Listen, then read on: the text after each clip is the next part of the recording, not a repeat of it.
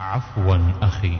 يا مسلما أهوى ولا يهواني قلبي بكى متسائلا عن إخوة الإيمان. عفوا أخي. يا مسلما أهوى ولا يهواني قلبي بكى متسائلا عن إخوة الإيمان. أتراهم قد ألجموا. dukkan yabo da godiya da kirari da jinjina sun tabbata ga Allah subhanahu wa ta'ala maɗaukakin sarki. Muna gode masa, muna neman taimakonsa, muna neman agajinsa da kulawarsa da kariyarsa. Wanda Allah ta'ala ya shiryar da shi shine cikakken shiryayye. Allah ta'ala ya shiryar da mu, wanda Allah ta'ala ya batar da shi babu mai iya shiryar da shi. Salatin Allah da ɗaukaka da aminci su tabbata ga annabi Muhammad sallallahu ta'ala alaihi wasallama, cikamakin annabawa, shugaban manzanni, wanda Allah ta'ala ya aiko shi domin ya zama rahama ga talikai, da alayen gidansa masu daraja, da sahabbansa yardaddun Allah, da waɗanda suka biyo bayansu da kyautatawa har zuwa ranar sakamako. أتراهم قد ألجموا فارتاع كل لساني. أتراهم قد خدروا عن سمع كل بيان. أتراهم قد ألجموا فارتاع كل لساني. ‘Yan uwa masu sauraron mu a wannan shiri na kundin tarihi, idan ba a manta ba, a makon da ya gabata mun yi magana akan matan manzon Allah sallallahu ta'ala alaihi wasallama su 11, waɗanda ya aura a Makka su 3 da waɗanda ya aura a Madina su 8, da Qurayshawa daga cikinsu, da Larabawa da waɗanda ma ba Larabawa ba kamar Safiya, da waɗanda suka haihu daga ciki wato Khadija kawai mai ‘ya'ya 6, da kuma muka ce ragowar matan Annabi sallallahu alaihi wasallama duka babu wacce ta haihu sai wata sadaka wanda sarkin Masar Muqawqas ya aiko masa da ita mai suna Mariyatul Qibtiyya. To wannan shine bayanin da ya gabata. Ko muka ce mako mai zuwa za mu dora akan ƴaƴan manzon Allah sallallahu ta'ala alaihi wasallam. Mafi yawan malaman tarihi sun rawaito cewa ƴaƴan manzon Allah sallallahu ta'ala alaihi wasallama guda 7 ne. Wasu na cewa 9, akwai At-Tayyib da At-Tahir. Amma malamai kama a cikin Zadul Ma'ad na Ibn al-Qayyim da Jawami'us Sira na Ibn Hazmin da Asira Annabawiyya As-Sahiha ta Dr. Akram da sauran malamai dai al-muhaqqiquna a cikin ilimin sira sun ce Tayyib da Tahir ba suna ne na ƴaƴan manzon Allah sallallahu alaihi wasallam ba, duka waɗannan laƙabi ne ga ɗaya daga cikin ƴaƴan na manzon Allah sallallahu alaihi wasallama, shine wato Abdullahi. Cikin ƴaƴan Annabi sallallahu alaihi wasallama ya sa wa ɗaya daga ciki sunan mahaifinsa Abdullah. To wannan Abdullah din shi ake masa laƙabi da At-Tayyib At-Tahir, wato tsaftatacce tsarkakakke. Mun ce ƴaƴan manzo Allah sallallahu alaihi wasallama a ittifaqi ko kuma a mafi rinjayen riwaya su 7 ne, maza guda 3, mata guda 4. Guda 6 daga ciki duk an haife su ne kafin manzanci a Makka, kuma 6 duk mahaifiyarsu ɗaya ne, wato Nana Khadija ita ce ta haifawa manzon Allah sallallahu alaihi wasallama ‘ya'ya guda 6, maza guda 2, mata guda 4. To, sai Al-Qasim shi ne na farko cikin ‘ya'yan da Khadija ta haifa manzan Allah sallallahu Alaihi wasallama maza, duk da kamar yadda Ibn al-Qayyim ya faɗa a cikin Zadul Ma'ad, kowanne daga cikin ‘ya'yan Annabi sallallahu Alaihi wasallama an ce wanne ne babba, an samu saɓani akan shekarunsu tsakanin Zainab da Al-Qasim wanne ya girmi wani, tsakanin Ruqayya da Fatima wanne ne ya girmi wata, kamar tsakanin Ummu Kulsum da Fatima. Da haka yace sabanin tartibin shekarunsu a wajen haihuwa, mafi yawa malaman ruwaya sun yi sabani akan a cikin matan wacce tafi shekaru, musamman tsakanin Zainab da Ruqayya da Fatima. Dama an yarda cewa Ummu Kulsum ita ce karama. To Al-Qasim shine dan manzo Allah sallallahu alaihi wasallama na farko a cikin maza, kuma ya rasu yana karami. Duk da wata ruwaya a cikin Ibn Hisham ta nuna cewa sai da ya dan girma haka ya kai kamar shekara 6 ko 4 ko 5. Amma dai mafi yawan ruwaya ta ce yana tsakanin shekara 3 zuwa 4 ko 5 din a nan ya rasu. Wannan shine dan manzon Allah sallallahu alaihi wasallama na farko. Sai Abdullahi shi akwai laƙabi da ake masa kamar yadda muka yi bayani a baya, shi ake cewa at-tayyib at-tahir, wato ane masa laƙabi da wannan, wato laƙabi guda biyu, shine dan manzon Allah sallallahu alaihi wa sallama na biyu kuma a cikin ƴaƴan Khadija. Sai Zainab wanda ruwaya ta nuna ita ce babba, Zainab sai Ruqayya sai Fatima sai Ummu Kulthum. Da aka ƴaƴan manzon Allah sallallahu alaihi wa sallama wanda na Khadija ta haifa masa maza guda biyu, Al-Qasim da Abdullah, sai mata guda hudu, Zainab, Ruqayya, Fatima, Ummu Kulthum. Wannan su ne wato ainihin ƴaƴan Khadija da ta haifa wa manzon Allah sallallahu ta'ala alaihi wa alihi wa sallam. Sai na bakwai wanda Mariyatul Qibtiyya ta haifa a Madina shekara ta 8 bayan hijira, kuma yayi wata 19 ko wata 20 a duniya ya rasu. Da aka tsakanin wafatin wannan ɗa na manzon Allah sallallahu alaihi wasallama da wafatin manzon Allah sallallahu alaihi wasallama wata 3 ne kawai. Ya rasu a shekara ta 10 bayan hijira, ba wata 3 tsakaninsu da manzon Allah sallallahu alaihi wasallama, wata 3 shine lokacin da aka haife shi. Manzon Allah sallallahu alaihi wasallama da asuba ya sanarwa da sahabbai cewa an haifa min ɗa jiya namiji, kuma na sa masa sunan babana Annabi Ibrahim, da aka sunansa Ibrahim. To don wasu suka mun laƙabi don su tantance tsakanin Ibrahimul Khalil, shi kuma ake kiransa Ibrahim Mu'azzam, wato Ibrahim wanda yake abin girmamawa. To wannan su ne ‘ya'yan manzan Allah sallallahu alaihi wasallama a dunkule, wato guda 7, Al-Qasim, Abdullahi, Ibrahim, wannan su ne maza guda 3, sai Zainab, Ruqayya, Fatima, Ummu Kulthum. Kenan za mu ce ‘ya'yan manzon Allah sallallahu alaihi wasallama maza duka sun rasu ne suna ƙanana, babu wanda ya kai haddin balaga ko kusa da haka ma a cikinsu. Amma matan duka su hudun nan kowace sai da ta yi aure, kuma 3 daga cikinsu duk sai da suka haihu. Ɗaya ce kawai Ummu Kulthum ake saɓani akan ta haihu ko ba ta haihu ba, amma mafi rinjayar ruwaya ita ba ta haihu ba. Amma waɗancan 3 duka kowace ta haihu, kuma a ɗakin mijinta ta rasu. Da Zainab, da Ruqayya, da Fatima, da Ummu Kulsum kowace ta yi aure.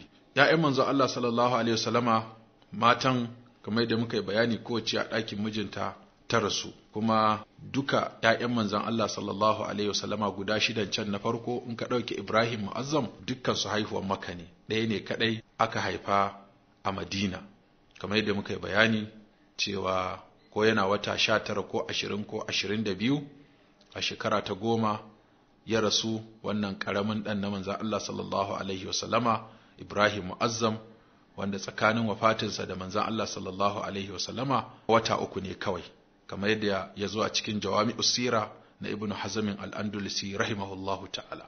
مسلما أهوى ولا يهواني قلبي بكى متسائلا عن إخوة الإيمان عفوا أخي يا مسلما أهوى ولا يهواني قلبي بكى متسائلا عن إخوة الإيمان أتراهم قد ألجموا فارتاع كل لساني أتراهم قد خدروا عن سمع كل بيان أتراهم قد ألجموا فارتاع كل لساني أتراهم قد خدروا عن سمع كل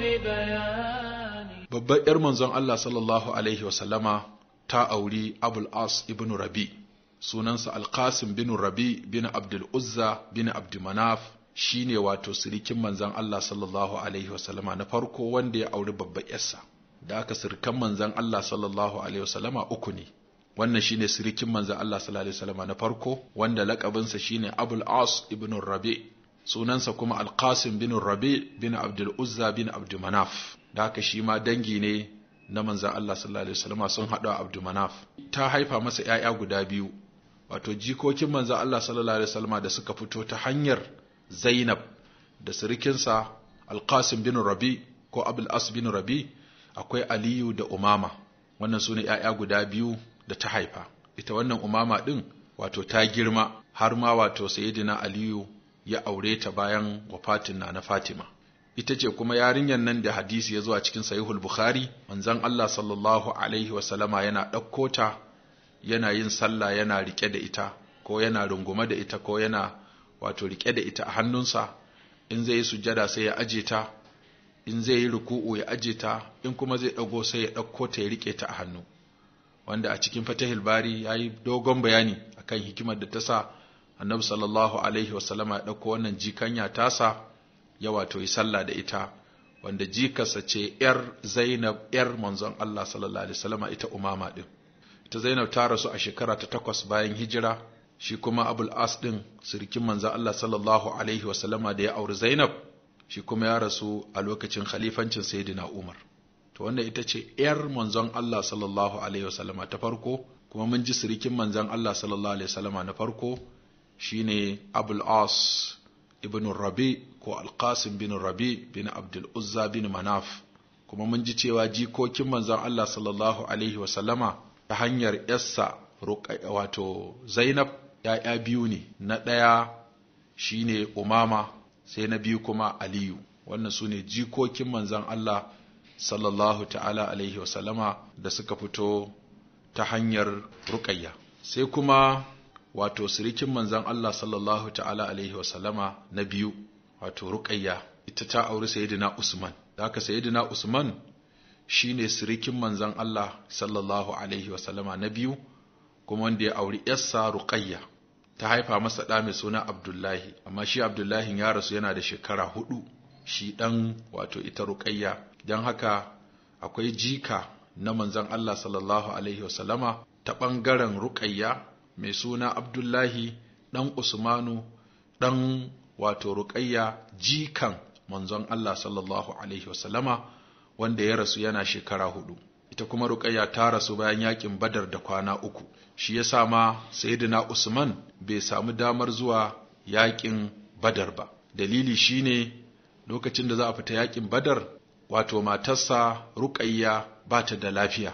Don haka manzon Allah sallallahu alaihi wasallama ya masa izini akan ya zauna ya jinyarta.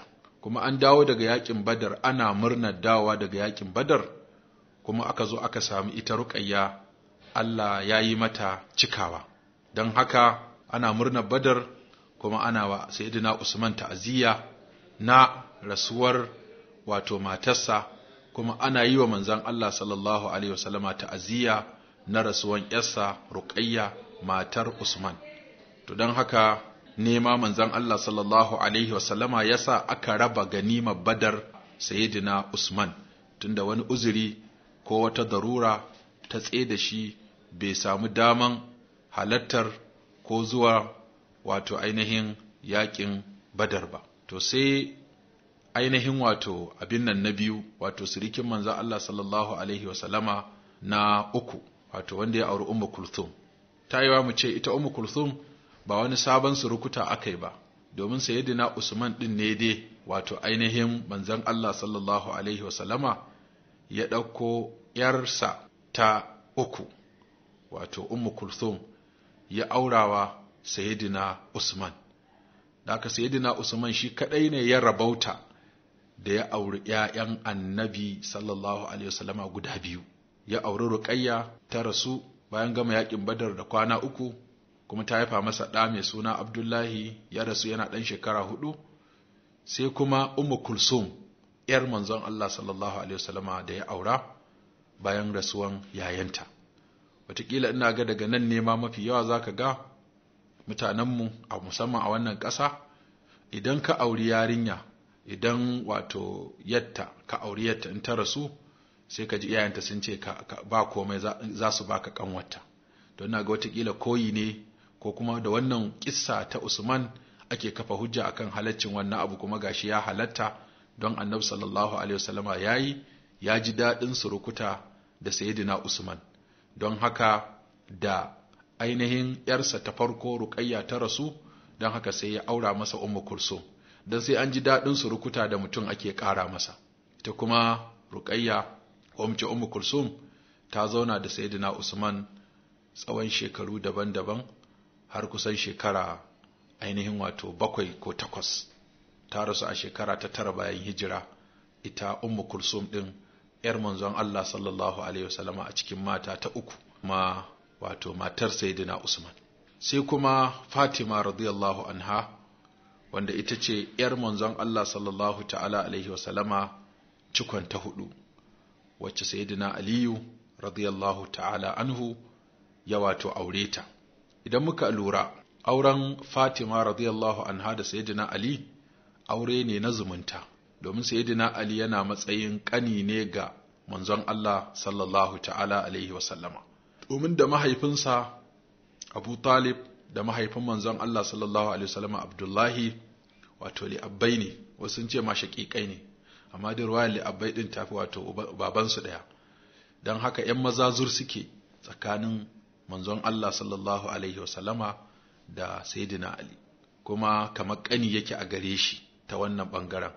Ita kuma Fatima ta wannan jihar kamar ya take a gare shi, kuma ga shi ya aure ta saboda ya halatta ka auri ‘yar wanda kuka haɗa, ko wanda babansu ɗaya ko babansu ɗaya babansu ɗaya, to ‘yarsa za ka iya aure, kamar yadda da tsakaninsu mace da namiji dai su ma za su iya yin aure, to ‘yarsa ɗin nan wato mutum zai iya aurenta a musulunci, don ga Sayyidina Ali ya auri Fatima ‘yar manzon Allah sallallahu alaihi wasallama, ko manzon Allah sallallahu alaihi wasallama a matsayin kamar yaya yake ga Sayyidina Ali. Da aka aure ne na zumunta, kuma duk a cikin gidan Banu Hashim, don Fatima ‘yar manzon Allah ce sallallahu alaihi wasallama, manzon Allah ɗan Abdullahi ne, Abdullahi ɗan Abdul Muttalib ne, Abdul Muttalib ɗan Hashim ne. Haka nan Aliyu ɗan Ali bin ɗan Abu Talib ne, Abu Talib ɗan Abdul Muttalib ne, Abdul Muttalib ɗan Hashim ne, Hashim ɗan Abdul Manaf ne, Abdul Manaf ɗan Qusay, Qusay ɗan Kilab. Da haka dukkaninsu Qurayshawa ne, kuma wato Banu Hashim ne.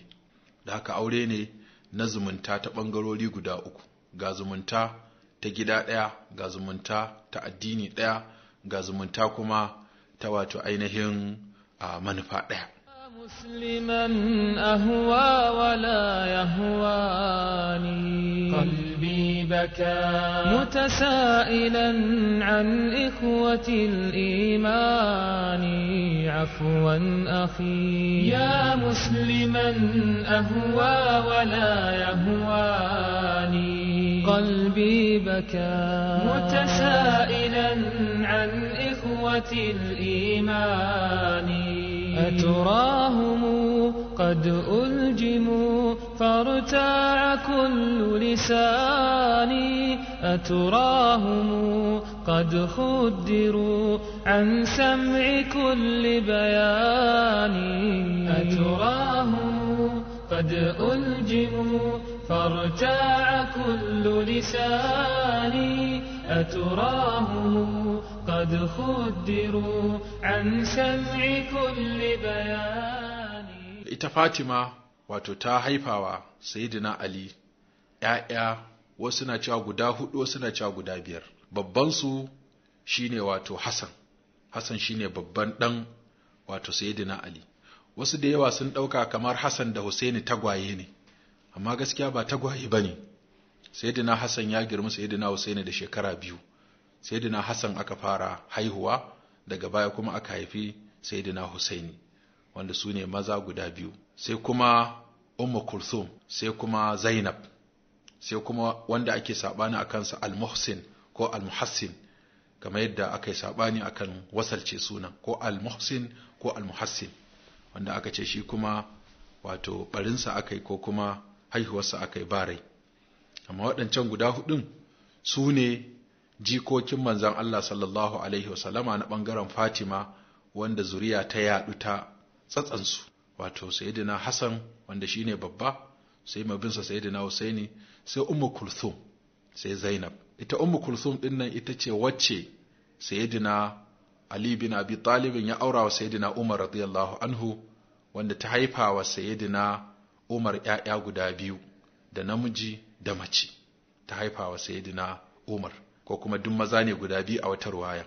Da haka dai jikokin Fatima ƴaƴan Sayyidina Umar, domin Sayyidina Umar sirikin Fatima ne tunda gashi ya auri ƴarta, kuma sirikin Sayyidina Ali ne tunda ya auri ƴarsa.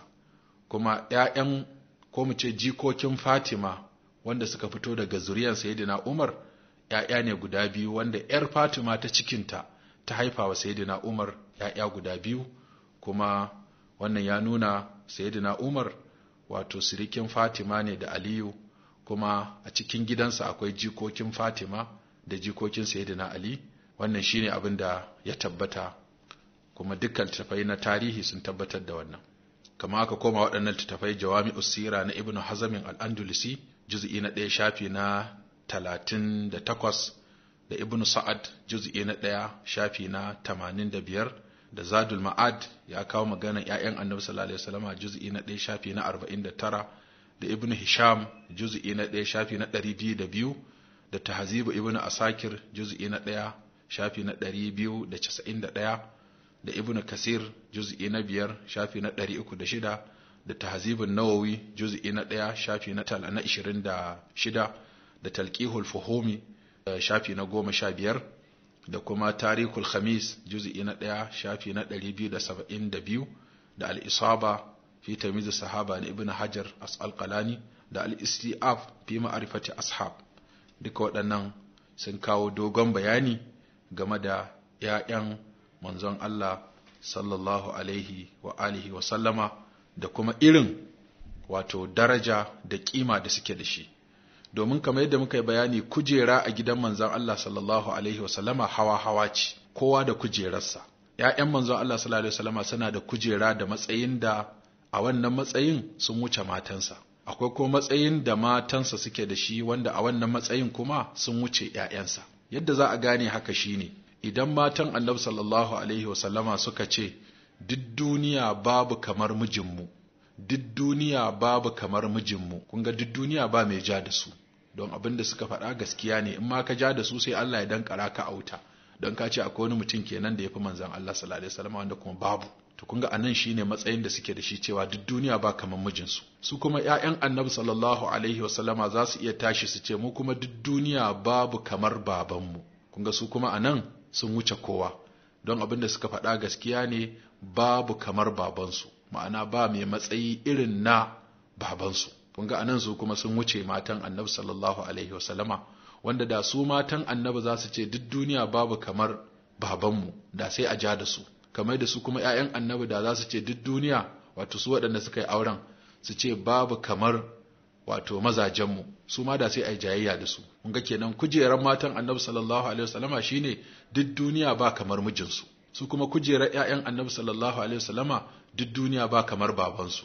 Kenan matsayin matan Annabi sallallahu alaihi wasallama ya fi ƙarfin matsayin ‘ya'yansa ta wannan ɓangare. Su kuma ta ɓangaren cewa duk duniya ba kamar babansu, matsayin ‘ya'yan Annabi sallallahu alaihi wasallama ya kera kuma anan na matan Annabi sallallahu alaihi wasallama. Da haka kowa da kujerar da zai hauye takama, duk duniya ba mai iya ja da shi.